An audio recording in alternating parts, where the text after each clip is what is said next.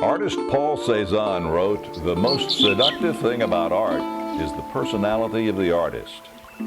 For me, Willi was a real brave artist in that he was convinced of his own genius.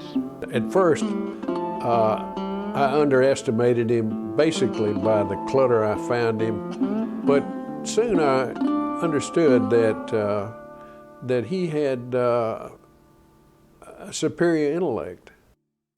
The first time Willi came to my gallery, he first spent a lot of time out on the grounds, you know how he loved nature. He was following a butterfly all around the property. And we have lots of flower gardens here and lots of butterflies. And you may recall he later painted a lot of pieces with butterflies in them. But I was standing right here at my framing table working on framing a project, and I thought, why is that man running around my property chasing a butterfly? In an argument with a butterfly. In an argument with a butterfly, my big blue eyes blinked and lost. Perched upon a bright blue flower beneath the yellow sun, she flashed her wings but once and won.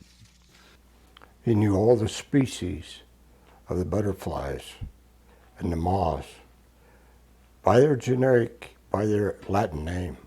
When Wayne opened Gallery 9 down in Fosco, he was not the first gallery, but he was another gallery that tried to help Willi. And he did a show that featured Willi and had an opening for him. And Willi showed up. Somebody had to go to town and get him, of course, but he came with a pair of binoculars around his neck and spent the first part of the evening looking through the fat end of the binoculars at people, walking right up to him and looking at it. It was kind of making people nervous after a while. And Wayne had said to him that he didn't need to do that. And then before long, Willi had drunk all the wine at the reception up, and he was getting kind of, I guess, maybe loud or something, but Wayne said he had to go home. And somebody from the gallery took him home, and I understand that he went inside and took off his clothes and laid on the sofa for a year. My favorite story, to be honest with you. Yeah. I'll probably get in trouble for saying this story. I thought it was just hilarious. But it was when he was in Blowing Rock or Boone. He was working on stuff. He must have been in his manic stage or something at that particular time. But as I recall, he was working, banging stuff out on his typewriter. It was very hot and sweaty, and he decided he wanted some ice cream. So he went back to Blowing Rock to get some ice cream. I think it was Blowing Rock, yeah. Went back to Blowing Rock to get ice cream. So he walked all the way to the ice cream parlor, got his ice cream, and was walking all the way back. At that particular time, he got picked up, and we got a phone call. And evidently the problem was it was very warm, so all he was wearing was flip-flops. I want other people to share in the pleasure of his art and the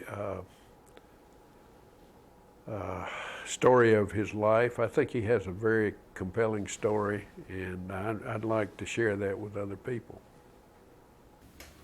I love Willi's paintings. I just love them. I like the freeness, the way he painted with abandon, total abandon. I feel like he painted from his heart and soul. I feel like his paintings were true, genuine from where he was at mentally. And I love my Willi painting. I strove with none, for none was worth my strife. Nature I love, and next to nature art. I warmed my hands before the fire of life. It sinks, and I am ready to depart. Walter Savage Landor, an irascible old writer, wrote this about himself. Willi Armstrong, who was denied the vantage point of old age by his self-destructive lifestyle, could have said much the same thing. Nature he loved, and next to nature, art. He strove with no one except himself, and in the process left a legacy of over 1,000 paintings, drawings, and collages. And it was life that he was interested in. It wasn't in the tangible objects that man makes or anything like that. It was the living things that have been here forever that he loved and that fascinated him. And you look at his work and you saw the talent that he possessed. The mere fact that someone who had those issues that he was dealing with could still be so expressive. I know a lot of artists, but I don't know any artists who are dealing with the kind of issues that Willi was dealing with. So it makes him a very memorable person, and actually, I admired him for his talent. He drew fearlessly, so he obviously felt that he could draw. You know, if you said, draw a woman riding a horse at full speed, he'd do it, you know? And it would look like a woman riding a horse full speed, but it wouldn't look like a, you know, Stubbs or somebody had painted his horse. And now, not everybody. Some artists strive to paint an exact likeness of a still life. Some artists strive to paint an exact likeness of of a figure, of a person, and that's great. That's wonderful. But for me, I would strive to represent myself on canvas or on paper as profoundly as Willi represented himself. I looked at him in a special way after the first few times that he had been in my store, because I realized, you know, he's got so much in that mind, and he's just the only way he can let it out is by painting. Art is therapy, absolutely. Art is therapy for everyone. Yeah, he picked, well, that's the reason, because he was in a certain state, and he had to paint. And that was the way of him releasing what he wanted to. It relaxed him. The wonderful thing about folk art, and the reason that it's so important in the overall view of art, is that you are looking at images that have not been created before. The good folk art is based on internal, personal reasons to create. You know, I've heard some people compare Willi to Picasso, you know, with the bold colors and the elongated figures and distortions that he would paint into some of his females that he would do. I would tell people if I was with someone and we met Willi and saw his art, I'd say, this is the Vincent van Gogh of Boone. I really think he is unique. I can't say, because of the colors, everybody makes reference to Vincent van Gogh. If I had to make a reference to another artist, it probably would be Van Gogh. But I think that this work is very unique, and I really would not compare it. I would not particularly compare it to another artist. He always looked at me in the eye, and he was a very personable guy, and had a heart of gold. What do you see in this painting? Well, when I first saw this painting, I looked at it totally non-objectively, and I saw brilliant colors, and they were almost, to me, pulsating. They're just one color plays on another, and that's all I was looking at.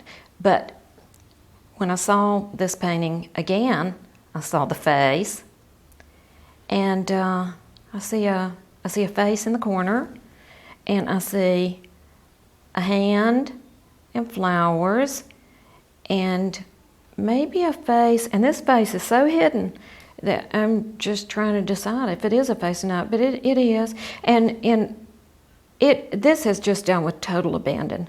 I mean, Willi is just painting.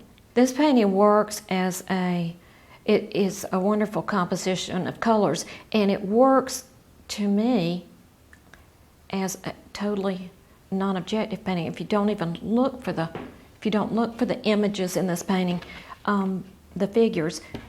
Let's turn this painting around and see if it works as a good color composition. It works beautifully, I think. Don't even look at the representational images, just as colors and shapes. Folk art is no stepchild, but folk art is a major movement in the art movements of the 20th century.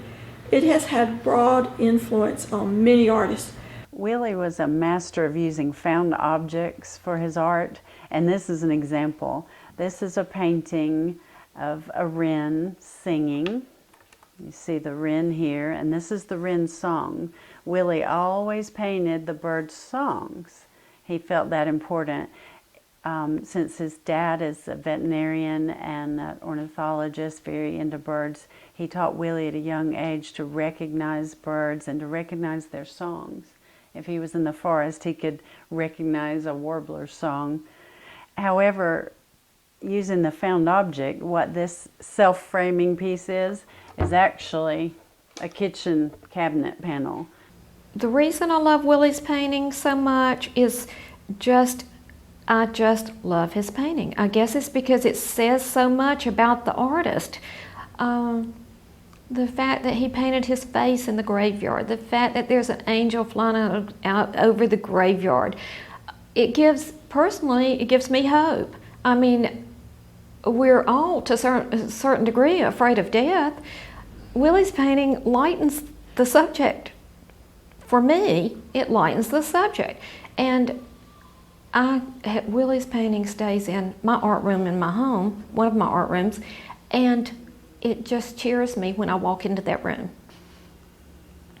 I think Willi is an important artist, period.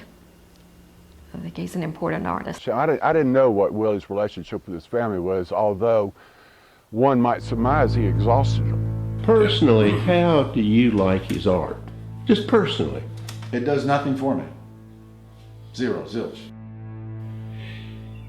Do you like your son's art? Do you like it? Some of it's fine. Some of it is too far out for me. It's not my taste either. Which do you like and which do you don't like? Oh, I like his birds. And he did a wonderful picture you'll see downstairs of his dad and I, of his interpretation of his dad and I together. I've got the flower pots and his dad's got binoculars around his neck. What of his art don't you like? Some of it was very sadistic and some of it was sexually graphic. But that's fine, if that's what some people like, I guess. Billy left a trail of broken relationships, broken promises, distraught family members, educational disappointments, legal entanglements, and social dependency. That was his big desire, to be somebody, for everybody to realize that he was somebody. Because I think his opinion of him was that nobody thought he was anything. Over the years, I've had an opportunity to probably capture and put some up of his paintings. I find them shocking. They're not something that I really want to frame and put on my wall. I know he was very gifted, he was talented. I know they meant the world to him. I know his emotions were in there, but it's not, I guess I don't like a lot of attention. So if somebody would come into my house and I had my house full of Billy's paintings, I would have to talk about my brother. So maybe it's because it's hard to talk about. It's hard to accept, and you have to get into the story. Oh, I had a bipolar, manic depressed brother that passed away. The story's not easily told. I rarely, up until the very end, I rarely refused him anything. Rarely refused him anything. Matter of fact, I was condemned many times by many people for doing as much as I did. And I felt the same way about Bill. I think he always knew he would never gonna live very long, the life he was living. He would torment you on purpose, and he would know he was tormenting you. Whether he could help it or not, he loved to torment. He showed great promise as a handsome youth who impressed his elementary school teachers in Parkersburg, West Virginia, as being highly intelligent. His father, a veterinarian and trained ornithologist, took him bird watching and taught him to listen for the songs of birds and see the ways of nature. Billy Armstrong found in the Boy Scouts a place for himself and almost reached the rank of eagle before a cloud of trouble descended on him. His mother had a local portrait painter in Parkersburg give art lessons to Billy, his two sisters, and brother while they were young children. Only Billy seemed to have the gift that impressed his teacher. And it is this gift that preserves for us the beauty and the terror of his troubled life. Billy's personality evolved in unpleasant and unexpected ways in adolescence. He rebelled, set off school fire alarms, failed to accept the discipline required to finish high school, and dropped out. His art reflects his tortured life. He claimed years later in a newspaper interview that his parents denied him proper psychiatric care. The truth is that he was evaluated at Ohio State University, and afterwards his parents were made to believe that their parenting was at fault. Billy gloated that he had outsmarted his psychiatrist. His bipolar mood disorder was not diagnosed until he had run away from home, gotten on drugs, been jailed as an accomplice in an armed robbery, entered and exited several schools and universities, Marshall, West Virginia, North Carolina State. For less than a year, he was married. This also failed. Yeah, bipolar disorder is a mood disorder. It's mostly characterized by ups and downs. We used to call it manic depressive illness because it has a manic component and a depressive component. Most people who are bipolar spend more of their time depressed, which means they're lethargic, they're sad, they're down, they don't have a lot of energy or motivation. But then sometimes through stress or just kind of periodic changes, mood changes, they can go into a manic phase. And then during the manic phase, people are elevated. In other words, they feel great, they have a lot of energy, a lot of enthusiasm, they can become very flamboyant, very colorful. They can get themselves into trouble because they may drive too fast, they can spend too much money, they feel like they are very attractive to the opposite sex, so they become very flirtatious. So they just go a little overboard in a lot of ways, and so they can cause a lot of problems when they get into this manic phase. It is a very exhausting condition for parents. And again, what we often see is that young people with bipolar disorder, no amount of punishing, no amount of lecturing really solves the problem. That these kids continue to have trouble with authority, have trouble with limits, and their moods really propel them to become very depressed one day where they can't get out of bed and go to school, and the next day they just feel like staying out all night. And no matter what the parents do or say, they're very driven to these kind of extreme behaviors. Well, you know, I think one of the things that came out of this, as far as my own understanding, is that, you know, he was a sick man. He had a disease. And no amount of parenting, no amount of nurturing, no amount of schooling was going to change that. I mean, this was a man who had a horrible mood disorder, which was caused literally by the chemicals in his brain. To his credit, he was able to complete an associate degree in wildlife management at Hocking Tech, a community college in Nelsonville, Ohio, not far from Parkersburg. There he illustrated and wrote poems for the school magazine. He began to roam to places like New York City and Corpus Christi, Texas. For months at a time, his family had no idea where he was. He told later about being alone and frightened, engaging in barroom brawls. When it comes time, and I have to think about it, it comes clear. I know what protects me from me, but what protects me from you? Alcohol, marijuana, hard drugs, all took their toll. When his family did hear from him, it was a plea for money. You said that you were hesitant to answer the phone. Yes. Was he always asking you for money? Yes. It was always something he wanted or needed. And many times he wanted an object, but I knew better than to send him money to get that object because it would never go there. It went for drugs or it went for booze. For a time, he lived in Goldsboro, North Carolina, where he drove a taxi cab. Somebody got him an old car, and his brother-in-law paid to fix it up. Willie drove it around Raleigh with his buddies from Alcoholics Anonymous.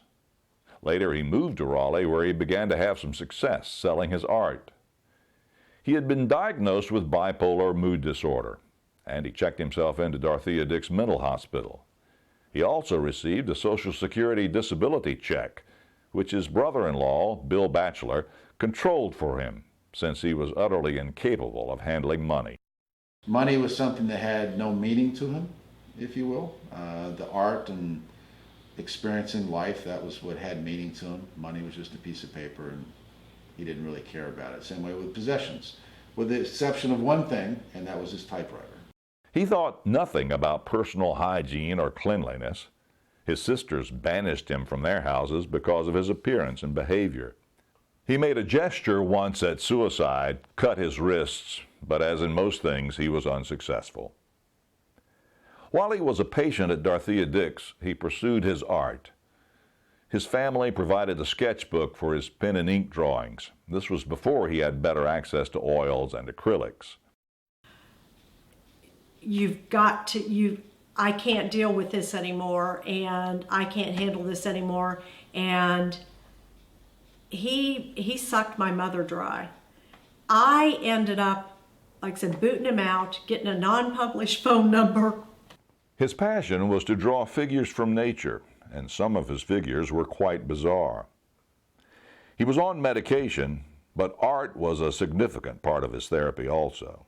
In Raleigh, he self-published a book of poems. Willie went to Boone, where he found a university and resort town congenial to eccentrics and misfits. A social caseworker was assigned to him, and Willie was placed in low-rent apartments. He took his medications erratically because some of the side effects were undesirable. He preferred the highs of bipolar disorder and would paint hours on end, day and night. When Willie was manic, his colors were bright. His subject matter tended to be related to nature, birds, butterflies, and flowers. His swirling lines depict motion, and his expanding lines around beaks of birds signify songs. This technique may be uniquely his own. Joe Miller, druggist, art supply dealer, and artist in his own right, gave Willie a generous monthly allowance for paints, brushes, and canvases, and allowed him to sell his art on the sidewalk in front of Boone Drugstore. He would sell pieces for whatever he could get, usually $5 to $50. He contacted art galleries, signed contracts, but failed to honor the terms such as exclusivity. Collectors in Boone saw his work and began buying it. Galleries began showing his works. In his darker moods, he would board up his apartment windows and remain inside and in bed, totally inactive for weeks at a time. He would disappear from the sidewalks of Boone in the depths of depression. Paintings from his depressive moods had a biting quality, darker blues and blacker colors. Subjects were less attractive and more bizarre and inner-directed.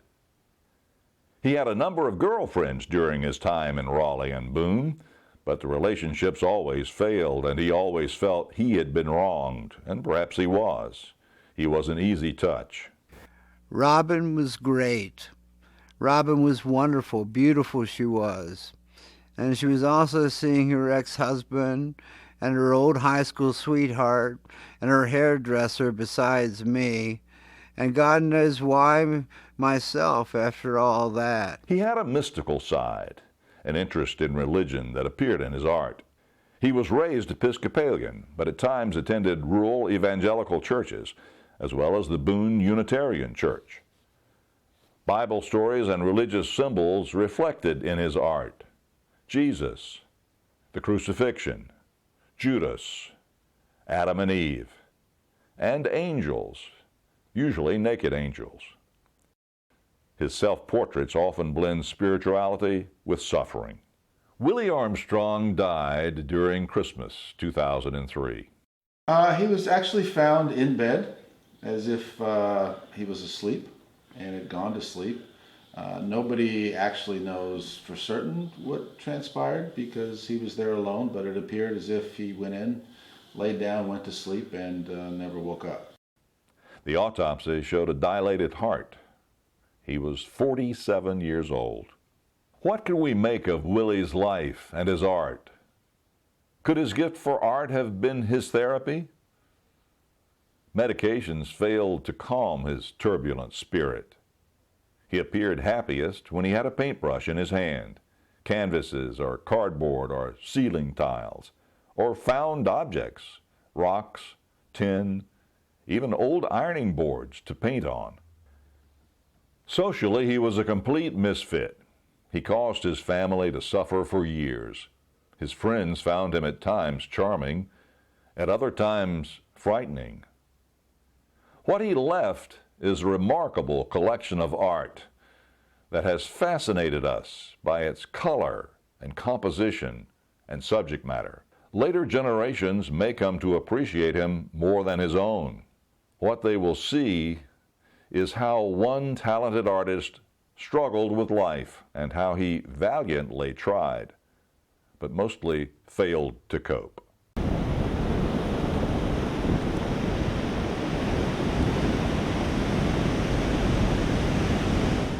I can tell you one thing, that I never got to the point, I always loved him, always did, but there was many times I didn't like him. When you found out that he had passed, was there any sense of relief? Absolutely. Absolutely. Not only from my standpoint, but I think from his. The only thing I could think of was, oh God, he's at peace now. He doesn't have to worry about all this crap that goes on.